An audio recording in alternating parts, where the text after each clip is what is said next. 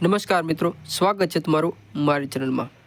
આજના આ વિડીયોની અંદર આપણે વાત કરવાની છે ફિક્સ પગાર વિશે, જેની અંદર ફિક્સ પગારના તમામ કર્મચારીઓ માટે ખુશીના સમાચાર છે। સુપ્રીમ કોર્ટે ફિક્સ પગાર પ્રથા રદ કરવા માટે વાત કરી છે, જેની અંદર હવે ચુકાદો ક્યારે થશે, હવે ચુકાદાનો નિર્ણય શું આવશે, આ બધી માહિતી આપણે આ વિડીયોની અંદર જોવાની છે। તો વિડીયોમાં આગળ સુધી બન્યા રહો। જો તમે ચેનલમાં નવા હોય તો વિડીયોને લાઇક, શેર અને સબસ્ક્રાઇબ કરતા જજો। તો આપણે વિડીયોને આગળ જોઈએ।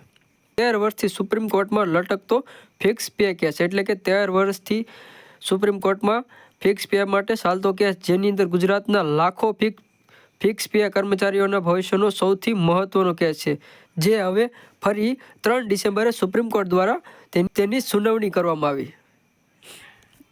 આ કેસમાં વર્ષ 2012માં ગુજરાત હાઈકોર્ટે સ્પષ્ટ જણાવ્યું હતું કે સમાન કામ માટે અસમાન વેતન આપવું એટલે સીધું શોષણ થાય છે તેવું ગુજરાત હાઈકોર્ટ દ્વારા સ્પષ્ટ કહેવામાં આવ્યું હતું, અને સરકારને ફિક્સ પે બંધ કરી અને સમાન વેતન આપવા સૂચના આપી હતી। પરંતુ ગુજરાત સરકારે ચુકાદાને સ્વીકારવાને બદલે સુપ્રીમ કોર્ટમાં તેની SLP ફાઇલ કરીને 13 વર્ષ સુધી મુદ્દાને લટકાવી રાખ્યો, એટલે કે તેને સુપ્રીમ કોર્ટમાં પડકાર કરી અને આ મુદ્દાને 13 વર્ષ સુધી લંબાવ્યો। હવે ગુજરાત સરકારે સુપ્રીમ કોર્ટમાં પોતાની તરફથી રજૂઆત કરવા માટે એટર્ની જનરલ ઓફ ઇન્ડિયા તથા એડિશનલ એડવોકેટ જનરલ મનીષાબેન એલ શાહને સ્પેશિયલ કાઉન્સિલ તરીકે નિમણૂક કર્યા છે, જે હવે આ કેસ લડશે।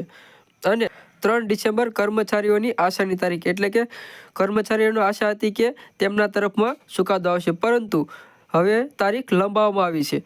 આ કેસ માત્ર કાયદાનો મુદ્દો નથી, હજારો પરિવારોના ભવિષ્યનો પ્રશ્ન છે।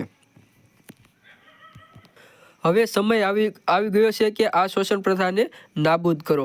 સરકાર માટે શોષણ ન્યાય વિરુદ્ધ નહીં, ન્યાય માટે લડો।